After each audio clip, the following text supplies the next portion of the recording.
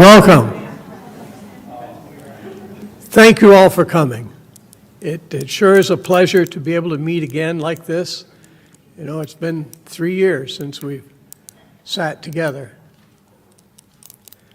Today I want a quick note to you that when you want to speak, you must come up to the microphones here and use one or the other, because the meeting's being recorded and those are going to be our official minutes. So if you could do that, we'd appreciate it. So when you arrive, you'll state your names loud and clear so that the recording can accept it and clearly, and be dictive, and we'll get through and help you through the hurdles that might arise as we go along today. If I don't speak loud enough, just raise your hand and let me know. I have a tendency sometimes to talk a little slower, not quite as fast as I used to be when I was younger, and I noticed that as I've aged, I listen to the Bone Builders group up there at Sterling View and their chants when they're exercising, you know, head, shoulders, knees, and toes. And all I think about every day is wallet, glasses, keys, and phone.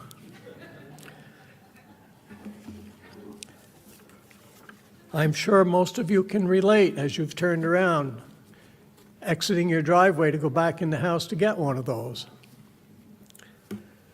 So today, the legal voters of the town of Hyde Park have been warned and were notified to meet here at the Lamoille Union High School in said town on March 7th in the year 2023 at 9 o'clock in the morning to transact business on Articles 3 through 12, not involving those in this venue here right now that are being voted on by the Australian ballot. Voters were further warned to meet here at 8:30 in the forenoon, at which time the polls will be open until 7 o'clock this afternoon, in early evening, at which time the polls will close. So Articles 1 and 2 by Australian ballot are scheduled for you to elect your town officers, select board, listers, Lamoille North Modified Union School District Director for a term of 3 years, and the Solid Waste District Management Director for a term of 2 years. Article 2 asks for obligation bonds and the notes for Hyde Park in the amount not to exceed $600,000 to be issued and payable over a term of not more than 10 years to fund the purchase and the equipping of a fire truck for the town of Hyde Park Fire Department at a total cost of $600,000. Last evening, there was a meeting that's scheduled specifically for discussion of that article. Nothing unusual took place, quite frankly, as a result of that.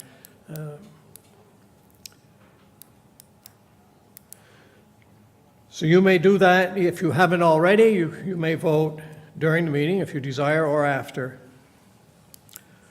So we will now begin our floor voting today.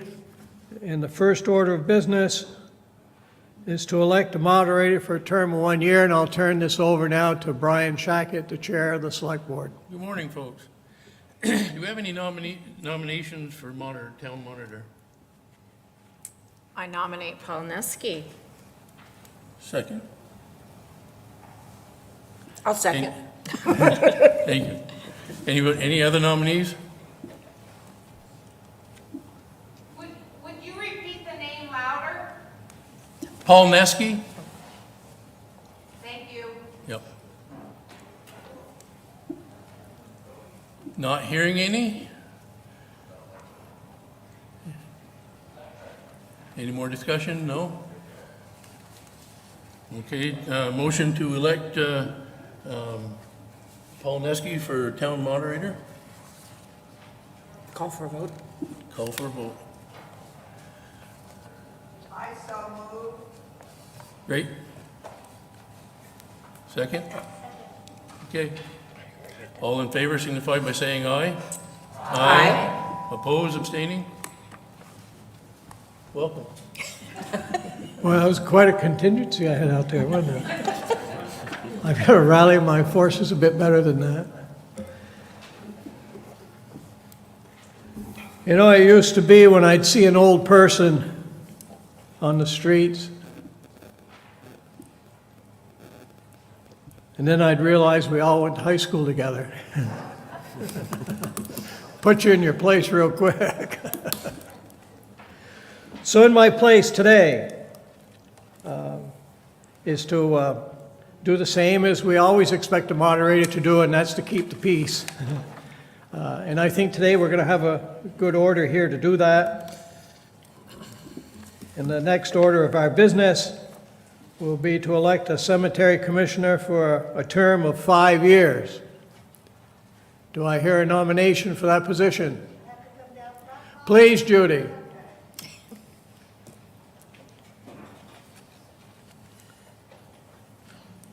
Okay, first off, Paul, we went to school together.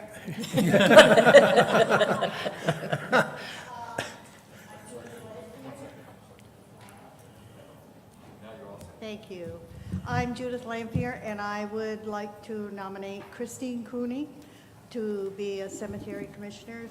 Christine has worked with us for several years, and she's a very big asset to us. Christine Cooney's name has been placed in nomination. Do I hear that seconded? Seconded. And it's seconded. Any other nominees?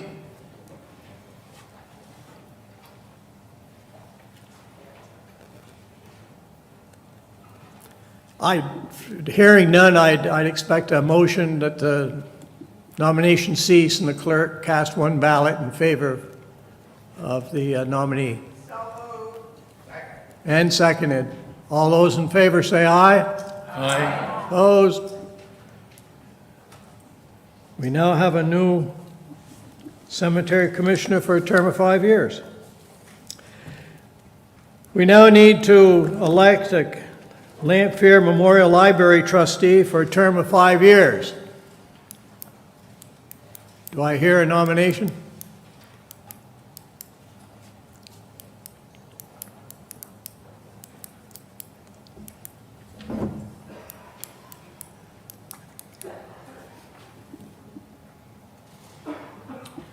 I'm Jim Noyes, and I would like to nominate Joanne Ring. Joanne has been filling a board vacancy for the last several months and has done a great job. Thank you. Do I hear that seconded? Seconded. And it's seconded. Any further nominees? Can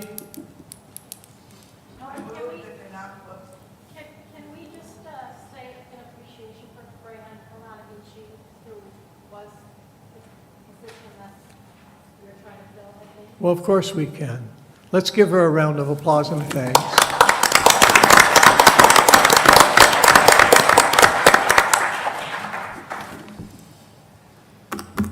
Now's also a good time to reflect for just a quick moment, if we could, that all volunteers in their positions, you think about that for a minute, and our thanks to them. So let's ask that the nomination cease, then hearing no other nominees, and that the clerk cast one ballot in favor of the nominee. All those in favor say aye. Aye. Opposed? Thank you. We'll now refer ourselves to Article 4. Shall the voters vote to approve the sum of $2,500 to be raised by taxes for the support of the Lamoille Restorative Center? And we have someone that would like to speak on that and make a motion accordingly. Jeff?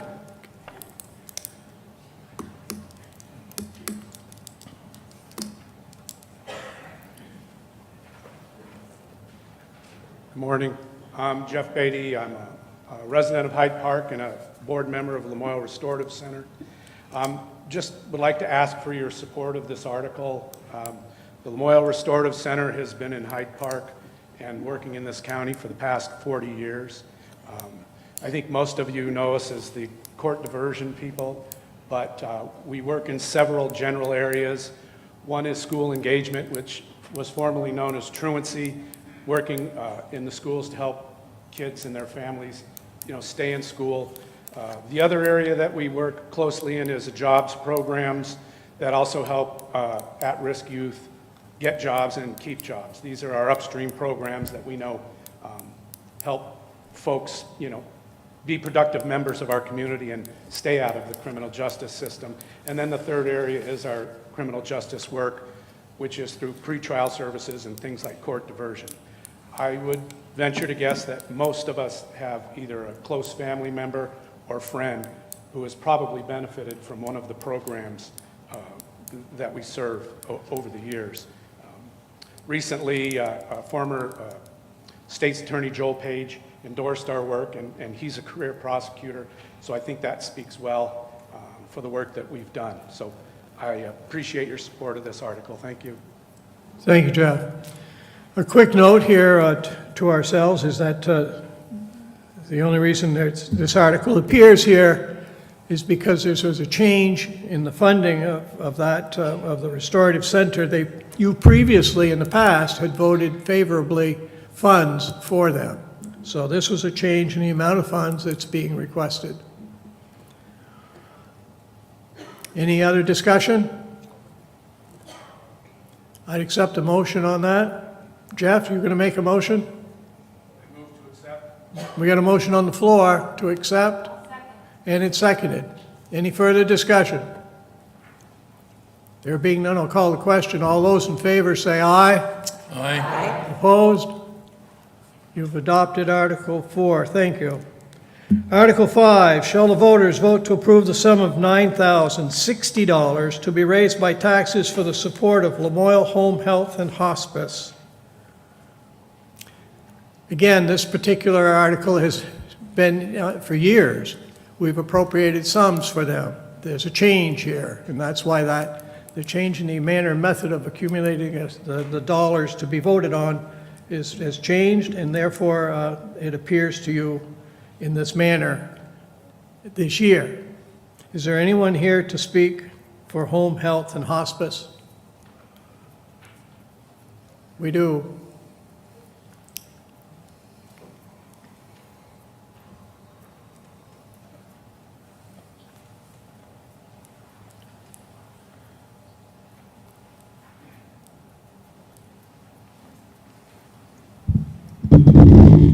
Good morning. My name is Virginia Brooks, otherwise known as Whiffy. I'm a member of the Justice of the Peace group here in Hyde Park and also a new board member of Lamoille Home Health and Hospice. I'm a resident of Hyde Park. And I would ask you to consider favorably this request. Much of the funding for home health and hospice comes from Medicare and Medicaid, and they have reduced their payments this year by 8% at a time when inflation is at least that much or higher. I think probably everybody in this room knows someone or is someone who has been helped by home health and hospice. It does an incredible job of taking care of people when they're at home, and to let members of the community who choose be able to spend their last days at home. I was a founding member of the hospice part of home health and hospice back in 1980, and I'm serving on the board because I believe in paying it forward, and I know this is a service that I myself am probably going to use before I depart this world. So I ask you all to generously consider this request. Thank you. If you will, treat that as a motion. Do I hear a second? Second. Any other discussion? Yes? What did we do last year? Last year was approximately $8,862.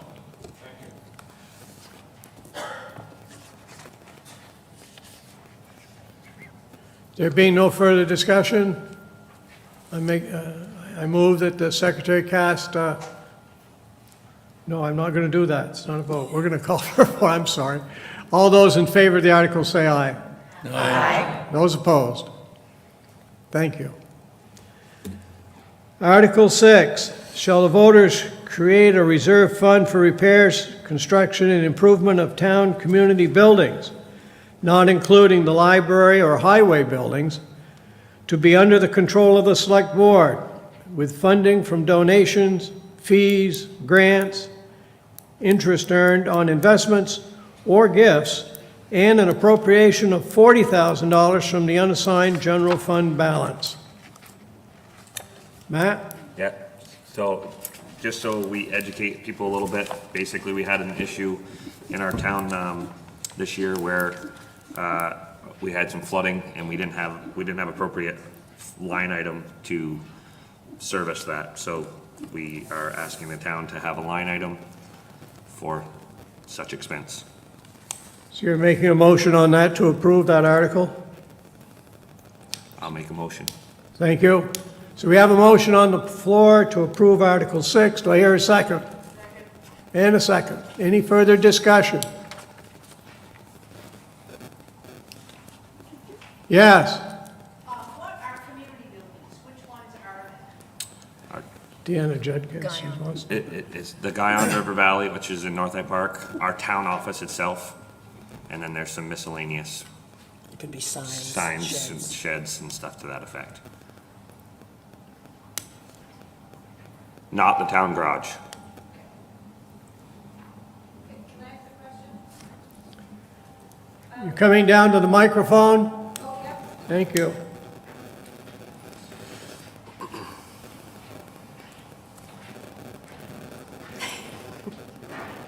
Hi, I just wanted to, my name is Mary Waltz. I was just curious if the way I read this, that if the funding source will be $40,000 from the general fund, and then the other sources are donations, fees, grants, blah, blah, blah. So do you have an idea what the total amount of the fund becomes when you add in all these other things, or is that just sort of, if you get a donation for something, it gets lumped into that?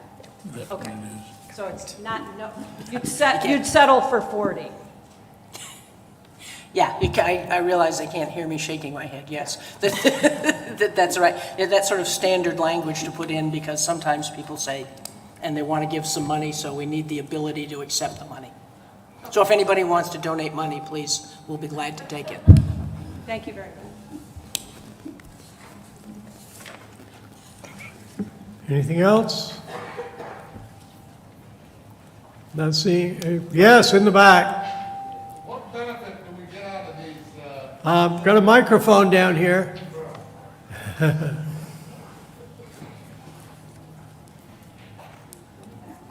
Should be one up there for me. I think it'd be better. The benefit is we don't have to borrow much.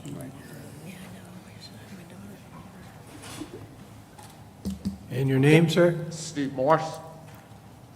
What type of benefits do we get from these community buildings? Did I understand such as the Grange in North Hyde Park? Are Guy. buildings such as that? Guyon Valley Hall. The Guyon Valley Hall. Oh, okay. What are the benefits that we gain from those? Well, the Guyon Valley Hall is a public building that could be used for any resource. For any resource? Is Yep. it something that's rented out or to the community events? Yep. True. Okay. Wanted to know. Thank you. Anyone else? Seeing no hands, But they're not asking for anything, so. I'll call the question. All those in favor of Article 6 signify by saying aye. Aye. And those opposed? We've adopted Article 6. Thank you. 7, shall the voters vote to eliminate the office of Lister, thereby requiring the Select Board to contract with or employ a professional qualified assessor who need not be a resident of the town, and who shall have the same powers, discharge the same duties, proceed in the discharge thereof in the same manner, and be subject to the same liabilities as are prescribed for listers or the Board of Listers under the provisions of Title 32 of the Vermont Statutes annotated per 17, State of Vermont, anointed Chapter 2651C. Do I hear a motion on that?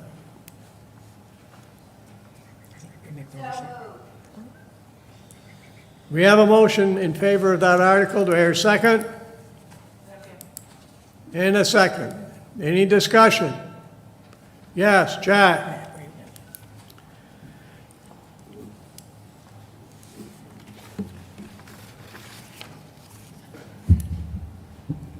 Thank you, Mr. Moderator. This microphone working okay? Yep. Okay. Thank you. Good morning, everybody. I plan to speak against the passage of Article 7 and encourage you people, the voters of Hyde Park, to do our duty, obligation, and responsibility to vote for listers. We must not give away our right to vote here. You see people who we vote for are accountable to us. A lister's only accountable to the select board. We lose control of that. Let me give you an example. Any one of the people that are appointed to work for the town are accountable to the select board and not to the voters. So if there's something that one of those appointed people does that we don't like, but the select board does, we don't have any say. So let me give you some other reasons. About 3 years ago, this select board asked a similar question of the town meeting. That was for us to give up voting for the town clerk and the town treasurer. That's what we call disenfranchisement. That vote was a loud and resounding no. We need to vote again. We need to vote no for Article 7 because it's the same damn thing. Giving up our right to vote for listers, and worst of all, doing away with the whole office. Vermont is known for its high value and place on our town meetings, and we're close to a pure democracy as any place in the world. Today, our job as voters in this town is to keep that way by voting no on Article 7. Giving up our right and responsibility to vote and not terminate the office of listers is giving up our freedom, also giving up part of our local democracy. We're hearing a lot about these days about losing our democracy. Right here in Hyde Park. Do you hear that sound? Chip, chip, chipping away at our democracy. Today, there is a very deadly and horrific war going on in Western Europe, which is partly a fight of autocracy and democracy. Hyde Park, in its very town meeting, we are hearing chip, chip, chip, taking away our rights, disenfranchising. The thing that's really insane is the select board is asking us to disenfranchise ourselves, to give our vote away. Finally, today, let a no vote for Article 7 be so loud that the select board will never, ever, ever try to disenfranchise the people of Hyde Park. We, the people, are capable of holding the select board accountable, and by voting no today is what we need to do. Thank you. Okay, thank you, Jack. Any further discussion?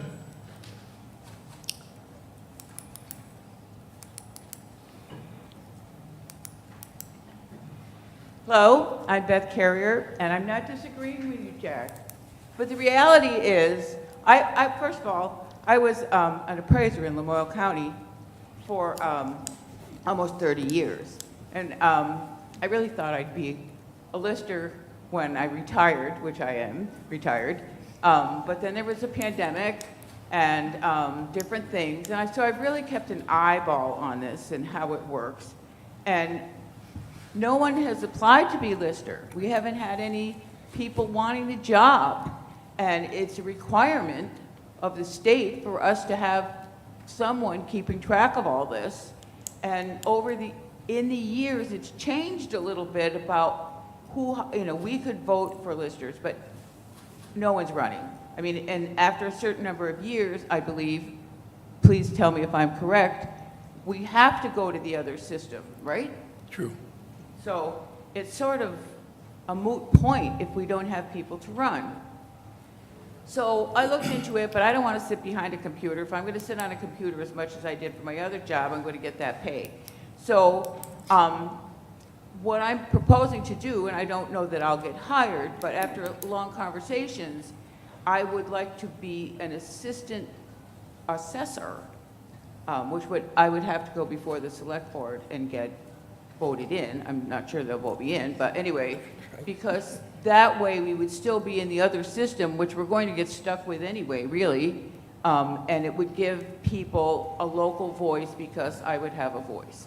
So that's really the reality of it. If no one's going to run for lister, who are we going to vote for? And it can't go on like that for much longer. Thanks. Paul, I'd like to speak. Thank you. Brian? Yeah, so our process has been, like the lady just said, that we advertised, we looked for people, we went out ourselves and asked people if they were interested in being a lister, and no response. And the state mandates that we have some sort of a system in place. And so we contracted with a company called Nemrick, and Nemrick has been providing the service to us, but it hasn't, I guess it's met the needs, but we wanted something that was a little bit more control. We could have a little more control over it. And so we came up with a plan of working maybe with some of the other towns around us. And the reason for that is because we don't need a full-time lister. We need a part-time lister. And same with other towns. We approached Johnson, and they were favorable. We also approached Wolcott and Elmore. Wolcott and Elmore decided not to go with it, but Johnson and Hyde Park have come to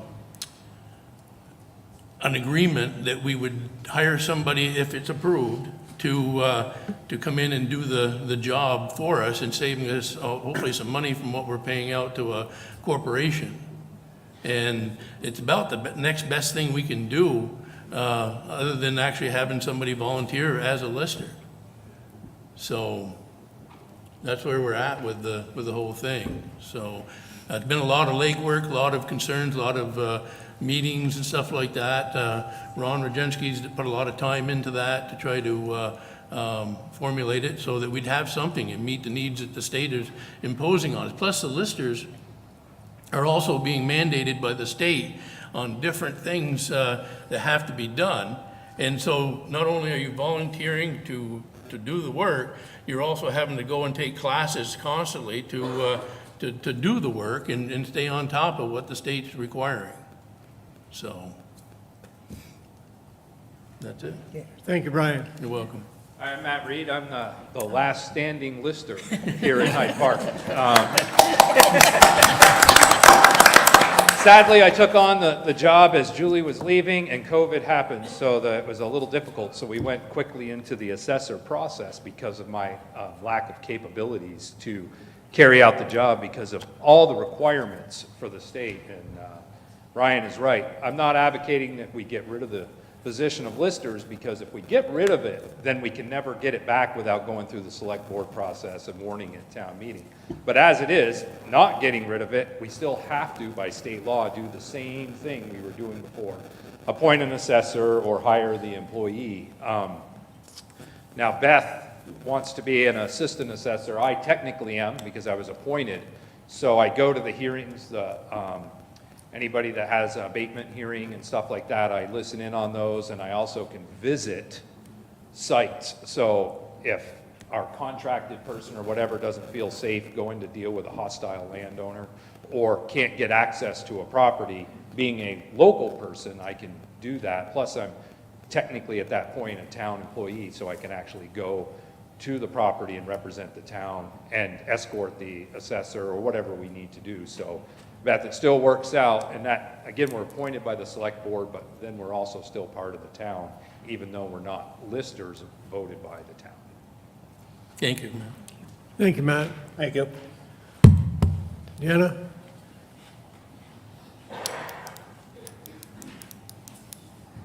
Hi, I'm Deanna Judkins, and as most of you know, I was a lister forever. I don't know how many years. And I think it's really important that we keep this lister position in our town. When we do our town assessment, whole-wide assessment, it's so important that we sit there as locals knowing the people that are coming in to grieve their taxes. If someone is a stranger up there, they don't understand your town, they don't understand the situation, I think it's different.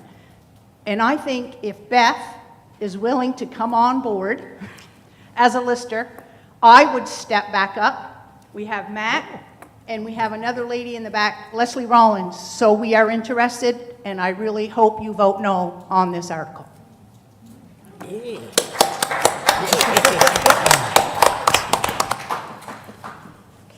Good.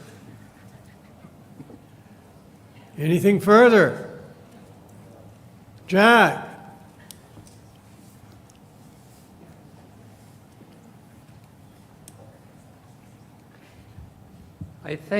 I think doing away with the listers is just really short-sighted.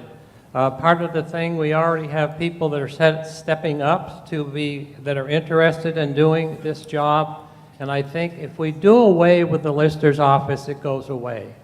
Now, let's take a look at some of the other things that are listed in here. There's a whole bunch of people that are appointed. So, you know, next year, the select board going to come by and say, gee, you know, we don't need so-and-so anymore. So, well, maybe we don't need town meeting anymore. This is why we're here. We are the power. They have to ask us for permission to get rid of the listers and the lister's office. I think it's incredibly short-sighted to go along with that. To be quite honest with you, I think the select board is just wrong-headed. Vote no. Thank you.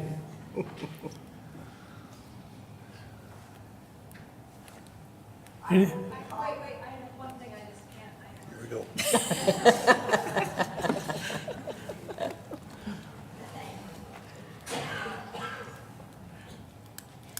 First, I need to understand if we're calling for a vote. I don't quite get, I think it's terrific that people are stepping up to the plate to fill a thing that's been a vacuum.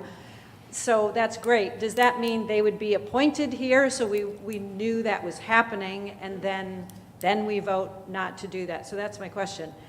But the thing I would like to say is I personally don't see the select board as the enemy in putting this to the voters. You've tried hard to get people to stand as listers. Thank you, Mary. And people have not done it. So you're just doing your job trying to solve a problem that's before you, and I appreciate that. So thank you. Thank you, Mary.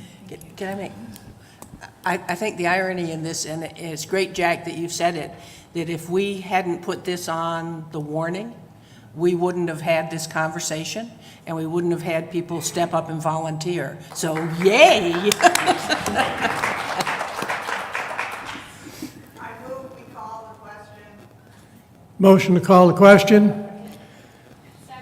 And so, all those in favor of calling the question, say aye. Those opposed? Therefore, I'm going to call the question. I'm going to not reread the article, if there's no objections, and I'll just call Article 7. All those in favor of Article 7, say aye. Aye. And all those opposed? Nay. The nays carry it. Thank you. But we didn't answer. No. Can we just? Yeah, hold up.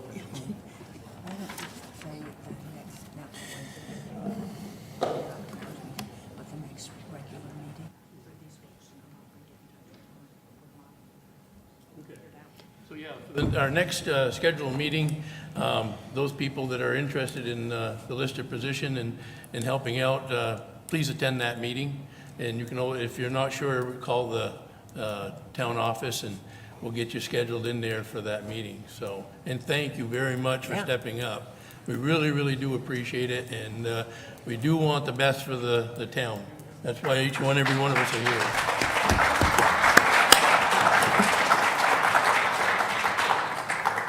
Great. Oh. You need a masseuse?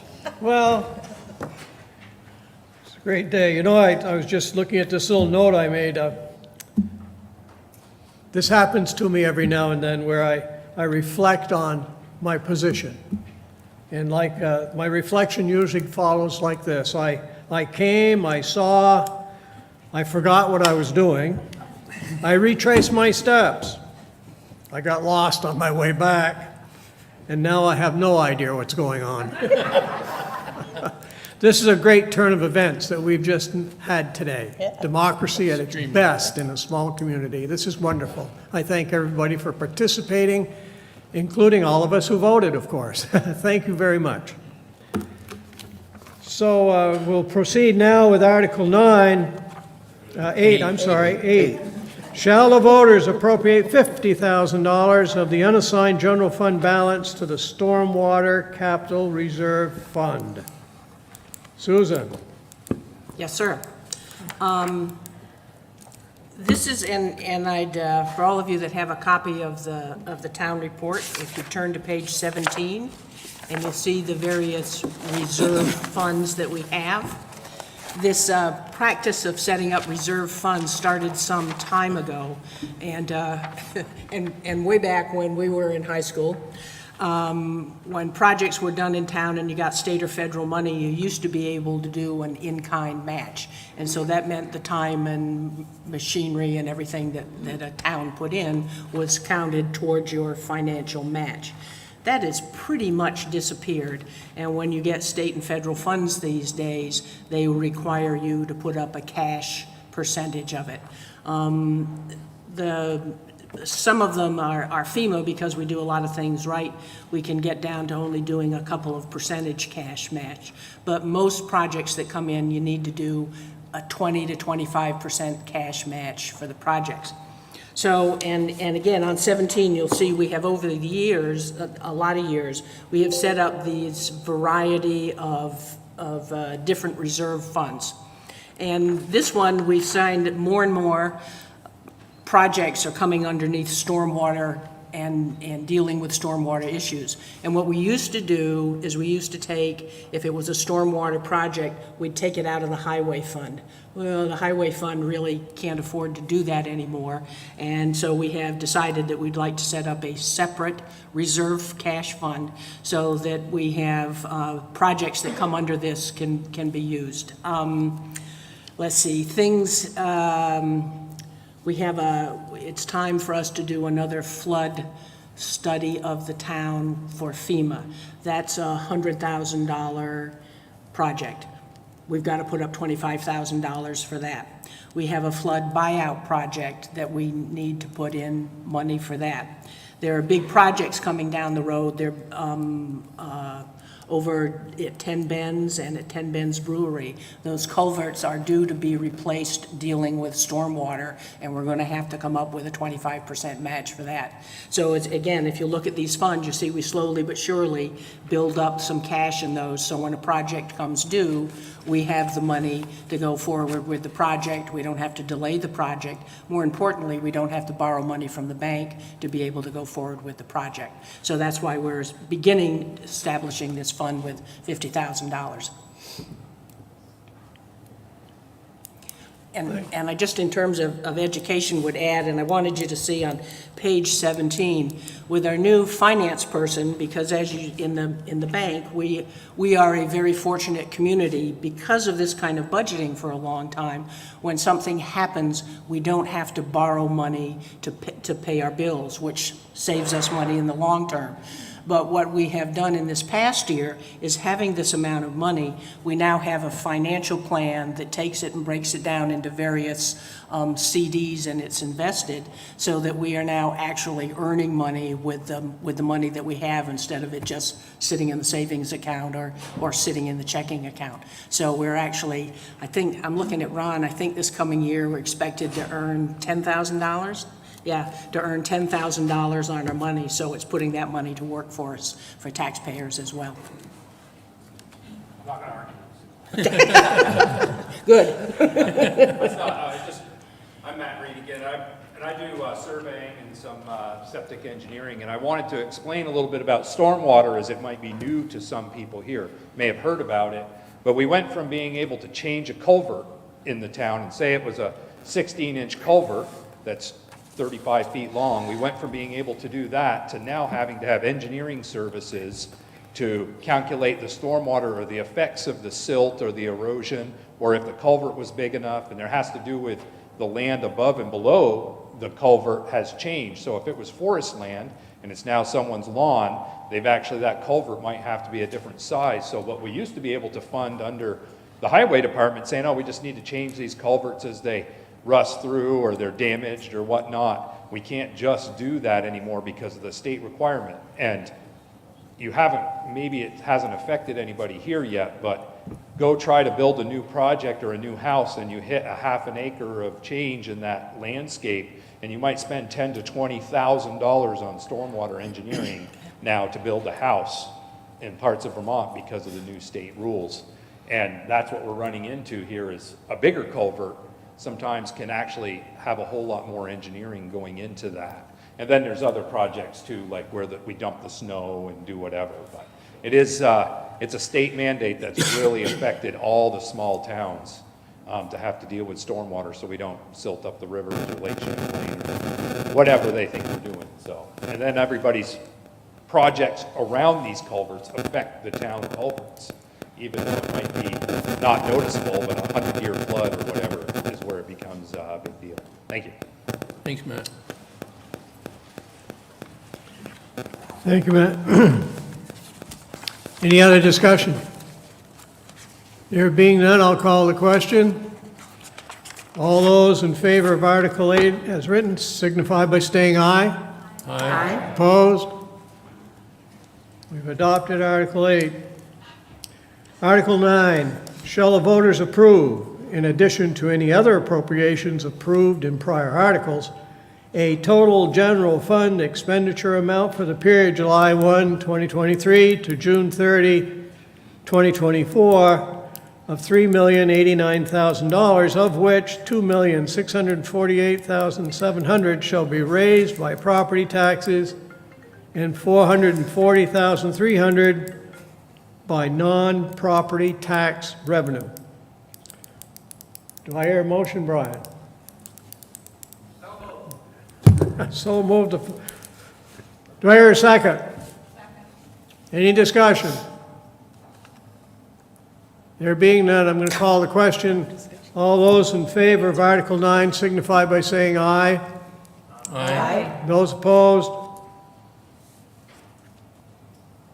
We've adopted Article 9. Article 10. Shall the voters approve the payment of property taxes to the town treasurer in 4 equal installments, 32 Vermont statutes annotated 4792, as listed below, with delinquent taxes and assessments have charged against them, an 8% commission after the 4th installment per 32 Vermont statutes annotated 1674, and interest charges of 1% per month or a fraction thereof for the first 3 months, and thereafter 1.5% per month, a fraction thereof, from the due date of such tax. Such interest shall be imposed on a fraction of a month as if it were an entire month. For Vermont Statute Annotated Number 32, Section 5136, payments are due in the hands of the treasurer by 4 p.m. on the below due dates. Only official United States Postal Service cancellation marks will be accepted if postmarked on or before the due date per 32 Vermont Statutes Annotated 4773. The first installment to be paid on or before Thursday, the 31st of August in the year 2023. Second installment before Wednesday, the 15th November 23. Third installment before Thursday, February 15, 24. And the fourth installment to be paid on or before Wednesday, the 15th of May in the year 2024. Do I hear a motion on that? We have a motion to approve that article. Second? Second. Any discussion? Hearing none, seeing no hands, all those in favor of the article just read signify by saying aye. Aye. Those opposed? We've done it. You've appropriated the funds and approved Article 10. Thank you.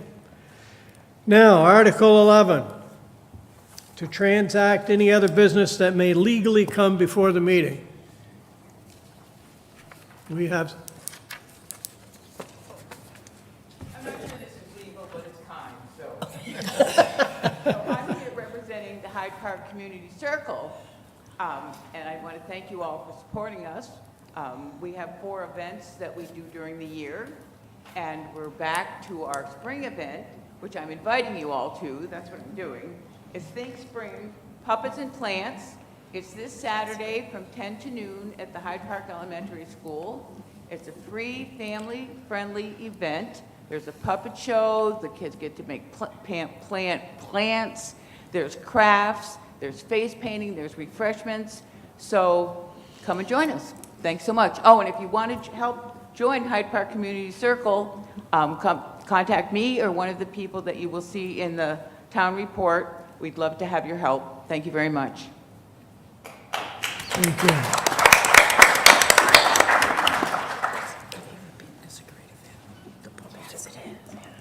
Anything else? I move we adjourn. We have a motion to adjourn. All those in favor of adjournment signify by saying aye. Aye. Those opposed? Wonderful. Thank you for coming. Thanks, folks.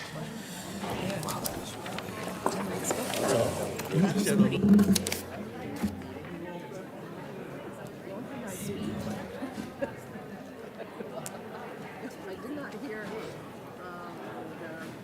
Christine Hugh and Joanne Ring. Oh, I thought it was Hugh. Maybe it was. Okay, I just put a question. Hi, sir. Want to talk to him? No. Collecting the minutes. It's not hard at all. I don't think even, the only thing it said would be, I needed more.